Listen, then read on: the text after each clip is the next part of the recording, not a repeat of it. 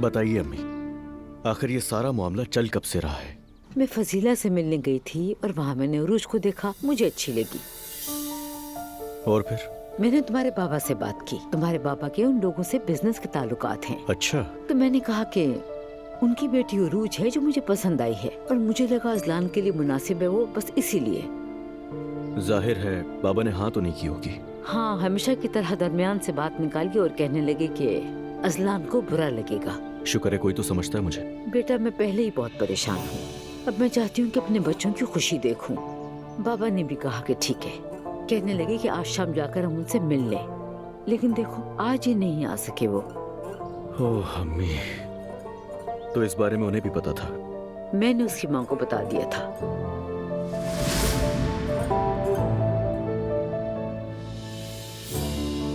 मेरी प्यारी बच्ची, मुझे गलत मत समझना, मैं तो सिर्फ तुम्हारी शादी देखना चाहती हूँ मेरी बच्ची। अम्मी, ये बात भाई ने आपके दिमाग में डाली है ना? तुम्हारे भाई का इससे कोई ताल्लुक नहीं। शादी की उम्र हो गई है तुम्हारी, मेरी 18 साल की उम्र में ही शादी हो गई थी। अम्मी जान, जमाना बदल गया है। बेटी, मैं ज्यादा नहीं जी सकती हूँ। तुम मेरी आंखों का तारा हो मेरी बच्ची।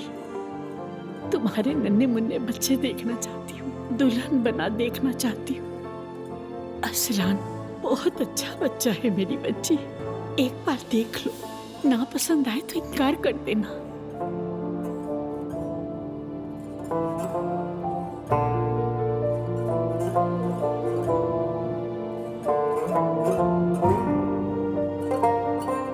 ठीक है, बुला लें आप उन्हें।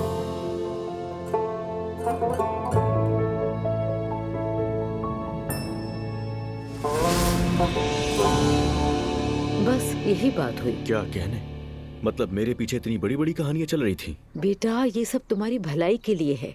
अब तुम मुझे बताओ कि वो पसंद आई या नहीं। पता नहीं, मैंने इतने गौर से नहीं देखा उसे। बेटा साफ साफ बताओ ना। दुआ चली गई, वो सब खत्म हो गया, तुम नया आगाज करो बेटा। अब ये दुआ का इससे ताल्लुक नहीं है कोई। तो फिर क्या है? वैसे वो कोई ऐसी लड़की नहीं जिसे तुम पसंद ना करो। इतनी खूबसूरत है कि देखे बगैर रहा ना जाए। मैं इससे इनकार नहीं कर रहा कि वो खूबसूरत है। हाँ तो फिर? सिर्फ खूबसूरती देखकर शादी कर लूं उससे? असल बात यह है कि वो तुम्हें पसंद आ जाए, और जहाँ तक मेरा ख्याल है कि वो तुम्हें पसंद कर चुकी है। नजरें नहीं हट रही थी तुम पर से। अच्छा अम्मी, जो भी है, आपने मुझसे कहा और मैं आपकी बात मानकर चला गया वहाँ। शुक्रिया बेटा, तुमने मेरा दिल नहीं तोड़ा। कोई बात नहीं अम्मी, लेकिन मेरी बात सुन ले। आज के बाद मेरे पीछे कुछ मत करिएगा। ठीक है, नहीं करूंगी बेटा।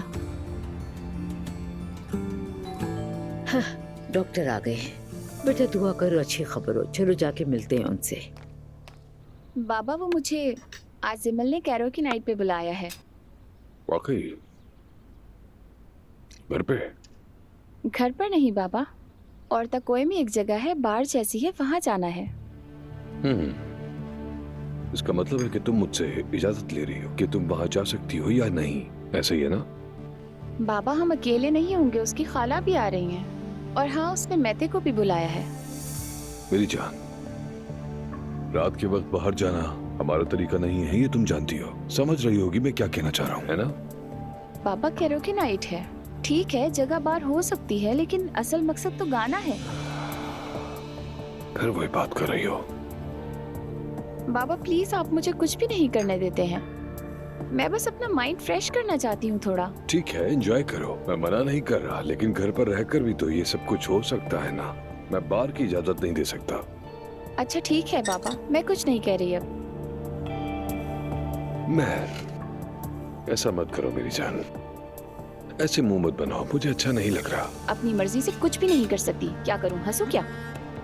मेरी जान ऐसी बात नहीं है, मैं बस तुम्हारे लिए फिक्रमंद रहता हूँ, मेरी बात को समझो। ठीक है बाबा समझ गई, और अब मैं आपसे कभी भी कुछ भी नहीं मांगूंगी, कभी नहीं। कुछ नहीं चाहिए मुझे आपसे। या अल्लाह, हमेशा यही होता है। डॉक्टर अभी तक बाहर क्यों नहीं आए?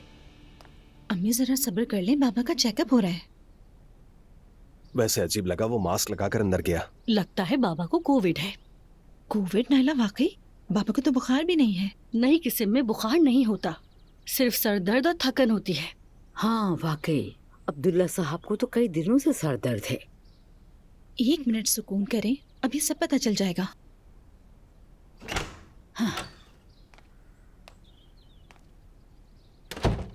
डॉक्टर साहब, बाबा कैसे हैं? रिपोर्ट्स वगैरह कैसी आई हैं?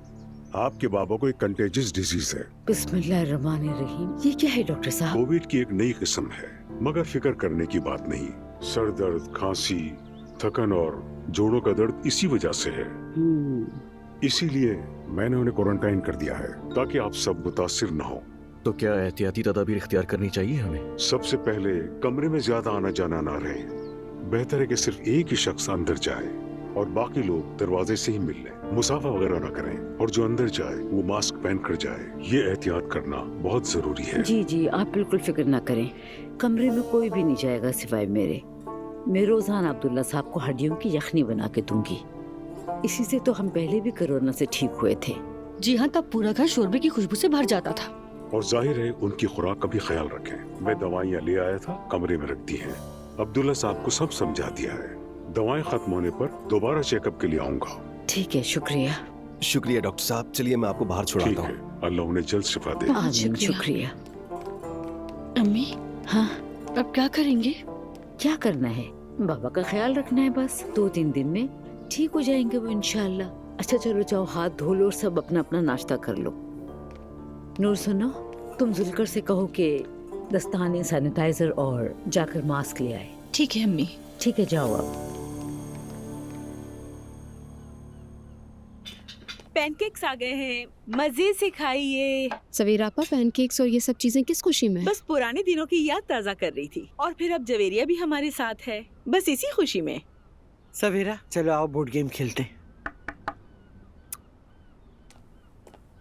महर का मैसेज आया है, उसके बाबा ने उसे आने से मना कर दिया। मतलब कि आपने उनसे ब्रेकअप करके बहुत अच्छा फैसला किया है। क्या है, तो थोड़ा नैरो माइंडेड है। ज्यादा नहीं, लेकिन अपनी बेटी के मामले में कुछ ऐसा ही है। हाँ भाई, उसके नजदीक रात को घर से बाहर जाना गलत ही है। भाई गलत है या नहीं, मुझे इसकी कोई परवाह नहीं है। वैसे महर के बारे में तो मैं बिल्कुल नहीं सोच सकती। क्या आप उनसे इस बारे में बात नहीं कर सकती? नहीं बेटा, ये कुछ मुनासिब नहीं लगता। वैसे भी तुम अंतालिया जा रही हो। जी बिल्कुल ठीक कहा आपने। सवेरा आपा, मैं आज यूनिवर्सिटी जा रही हूँ, क्लासेस है मेरी। जवेरिया की फीडर्स फ्रिज में हैं, उठे तो उसे देख लीजिएगा, मैं जल्दी वापस आ जाऊंगी। ठीक है मेरी जान, तुम फिक्र मत करो। सुमैया आपा घर पर ही हैं। हाँ, मैं घर पे ही हूँ।